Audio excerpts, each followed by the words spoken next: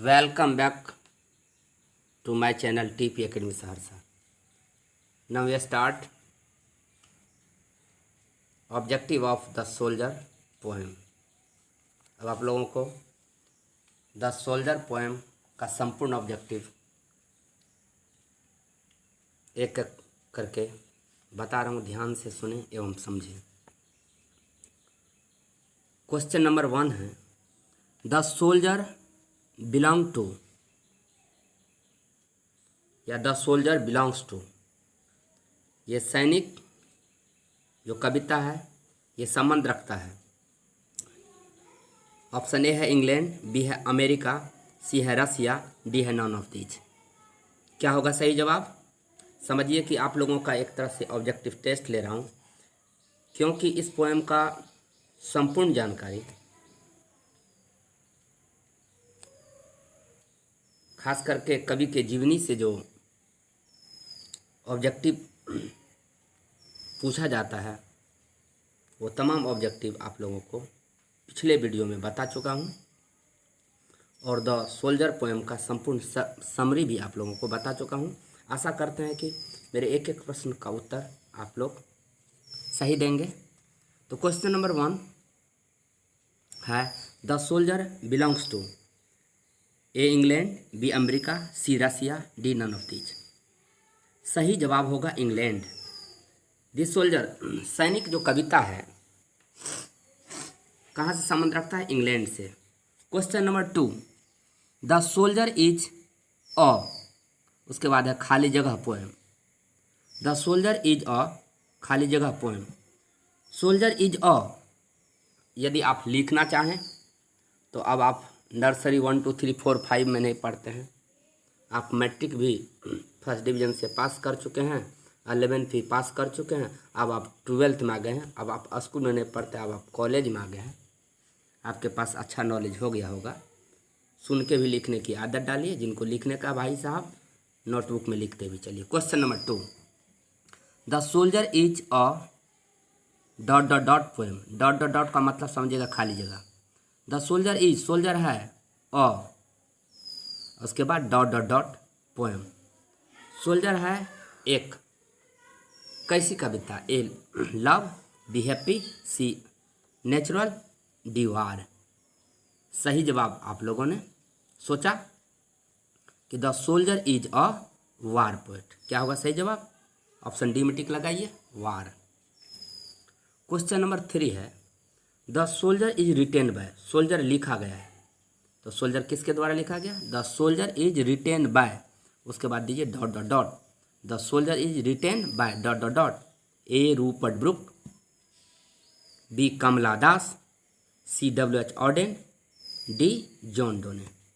यदि आप ऑप्शन नहीं लिख पाते हैं तो ऑप्शन को सुन लीजिए, और जहाँ डॉट डॉट डॉट आप लोग लिखते हैं वहीं पे सिर्फ आंसर लिख लीजिए।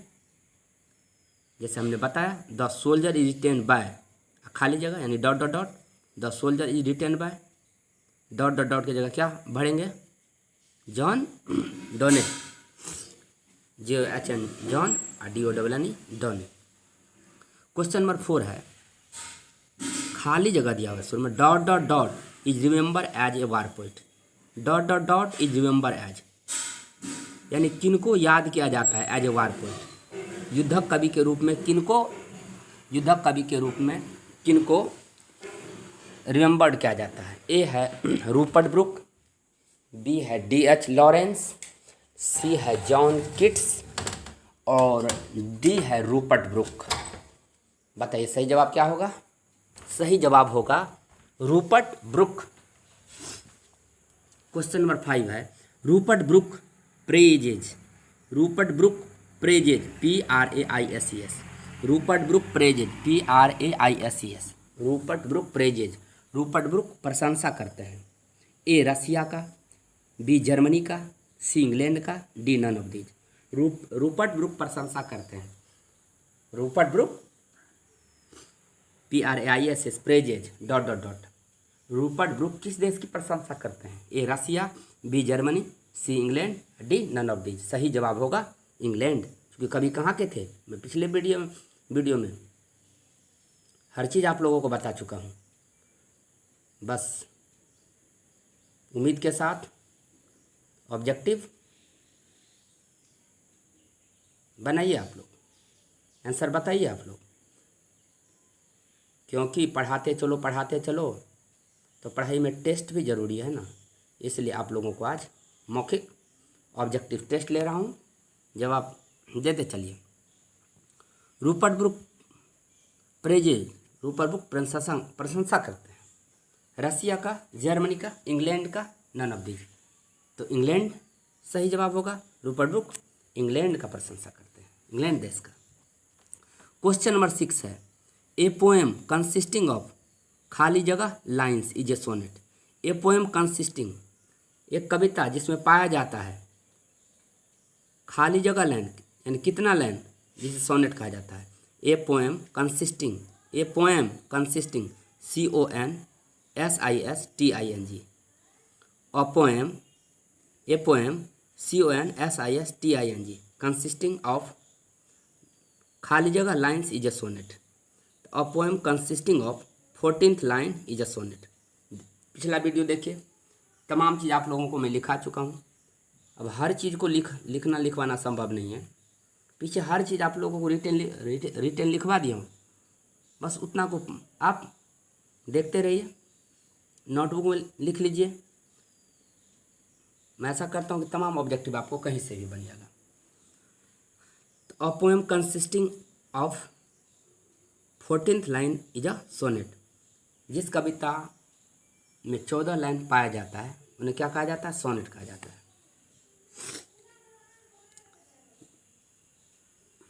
Next, the first dash line are called octave. अब यहाँ पे एक थ्योरी को समझ लीजिए, पिछले वीडियो में मैंने बताया था, फिर से सुनिए। जैसे द सोल्जर पोएम जो है ना, द सोल्जर पोएम है ना, आप लोगों को पढ़ना, जो कि पीछे पढ़ा है। द सोल्जर पोएम जो है ये 14 लाइन का है, 14th लाइन्स का। और जो 14 लाइन का 14th लाइन्स का जो पोएम होता है उसको क्या कहा जाता है, सोनेट। जो कविता 14 लाइन की होती है उसे सोनेट कहा जाता है। तो सोनेट में जो ऊपर वाला जो 8 लाइन होता है उसे कहा जाता है ऑक्टेव। उसे क्या कहा जाता है, 14 लाइन के कविता को सोनेट बोलते हैं ना। तो ऊपर वाला 8 लाइन हो गया, ऊपर से गिनिए तो 1 2 3 4 5 6 7 8, तो कितना बच गया, नीचे 6 बच गया। तो ऊपर से नीचे की ओर आएंगे 8, तो ऊपर से लेके 1 2 3 4 5 6 7 8 तक जो लाइन होगा उसको कहेंगे ऑक्टेव। फिर उसके नीचे जो होगा 6, क्योंकि 8 + 6 इज इक्वल टू कितना हो जाएगा, 14। 8 + 6 बराबर कितना होगा, 14। तो सोनेट 14 पंक्ति को होता है। ऊपर में जो 8 लाइन उसको ऑक्टेव कहेंगे, और नीचे के जो 6 लाइन होते हैं उसे कहा जाता है सेसेट, SESTET, sestet, SES sestet, sestet. तो इस, अब ये आप लोगों को थ्योरी बता दी, अब आप लोग ऑब्जेक्टिव बनाइए, तुरंत बन जाएगा। जहाँ थ्योरी है बताना जरूरी, वहाँ मैं आपको लोगों को थ्योरी बता दूंगा, वहाँ मैं व्याख्या दे दूंगा, एक्सप्लेन कर दूंगा। द फर्स्ट खाली जगह lines are called octave. The first खाली जगह lines are called octave. A में दिया हुआ 6, बी में दिया 8, सी में D, डी में 5। तो द फर्स्ट क्या होगा answer, the first 8 lines are called octave. पहला 8 लाइन को क्या कहा जाता है, ऑक्टेव कहा जाता है। नेक्स्ट क्वेश्चन है, the last dash lines are known as sestet. Sonnet के अंतिम 6 लाइन को क्या कहा जाता है, सेसेट कहा जाता है। कितना लाइन को कहा जाता है, the last dash lines are known as sestet. Sonnet के लास्ट 6 लाइन को क्या कहा जाता है, सेसेट कहा जाता है। तो the last dash lines are known as sestet, तो क्या देंगे खाली जगह में, द लास्ट 6, खाली जगह में क्या होगा 6, द लास्ट 6 लाइन्स, यानी अंतिम वाला 6 लाइन आर नोन एज, जाना जाता है एज ए सेसेट, सेसेट के नाम से, SESTET, sestet. Next objective number 9 है। इसके पहले आप लोगों को 7 8 बताया। Question number 9, the poem dash is a sonnet. इनमें से कौन से कविता सोनेट है। द पोएम, खाली जगह को डैश से मान लीजिए, डॉट डॉट मान लीजिए, द पोएम। अच्छा, खाली जगह को हम डैश ही बोलेंगे हर जगह, ठीक है, नहीं तो डॉट डॉट डॉट बोलिए। The poem, question number 9, question number 9 ध्यान से सुनिएगा। Question number 9, the poem dot dot dot is a sonnet, यानी इनमें कौन से कविता सोनेट है? A my grandmother's house, B soldier, C song of myself, D fire hymn. क्या होगा सही जवाब? इन कविताओं में से कौन सोनेट है, कौन 14 लाइन की कविता है? तो क्या होगा? बी में दिया हुआ है द सोल्जर, सही ऑप्शन होगा द सोल्जर।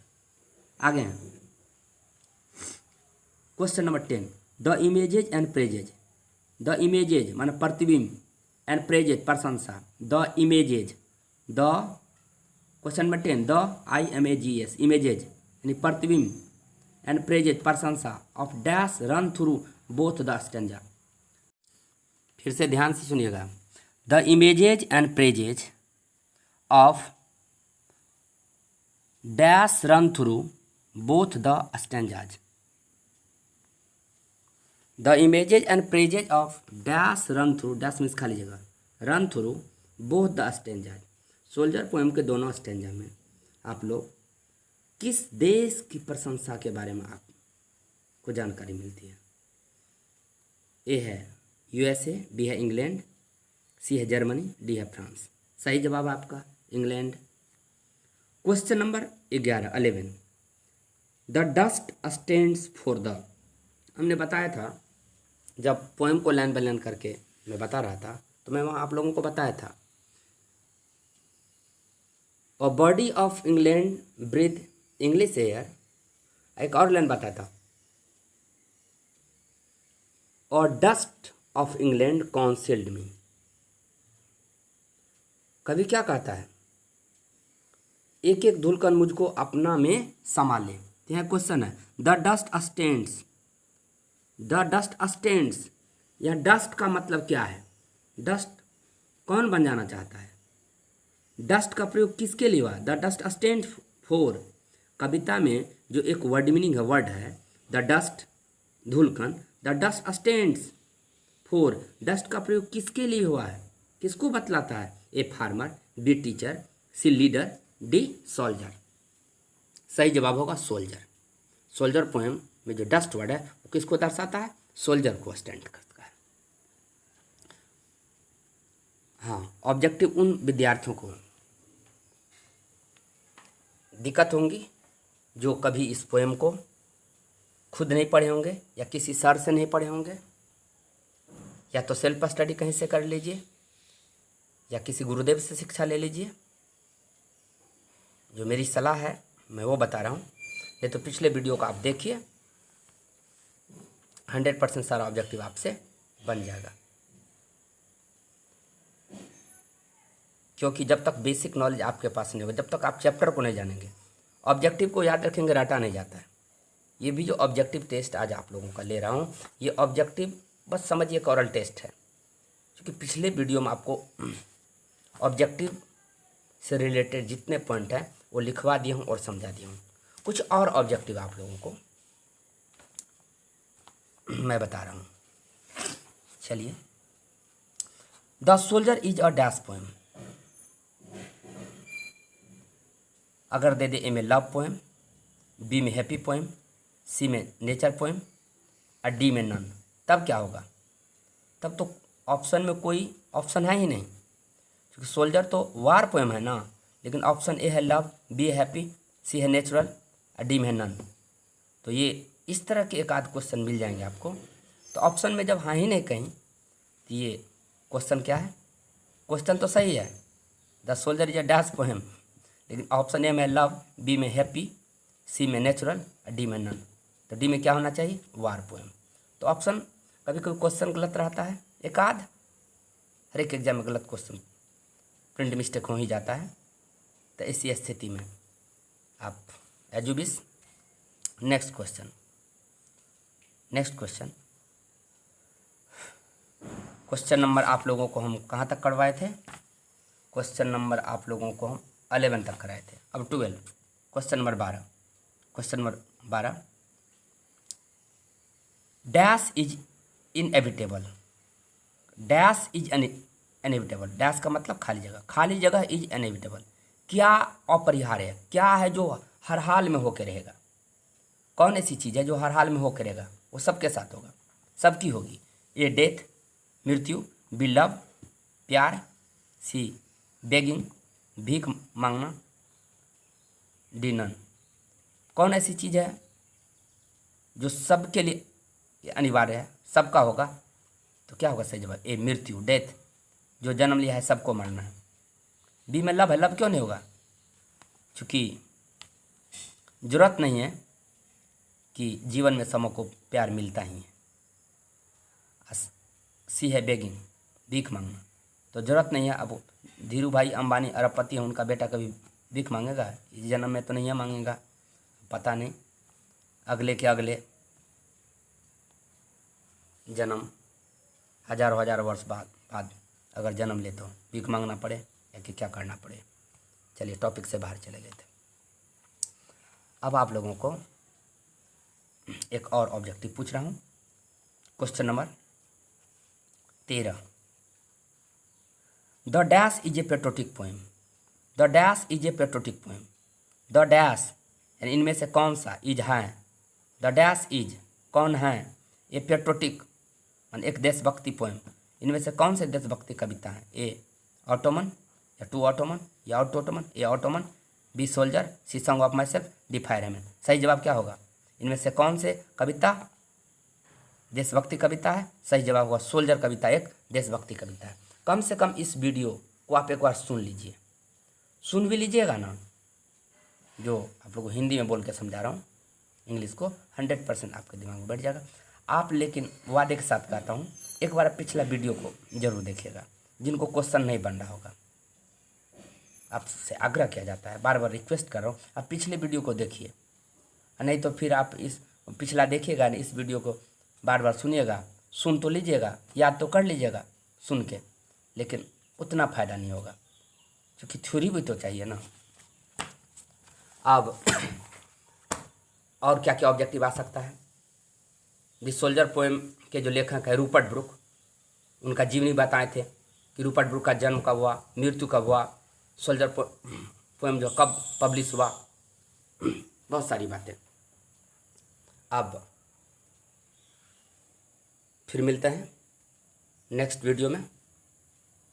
तब तक के लिए आप लोगों को नमस्कार। Please share, subscribe and comment.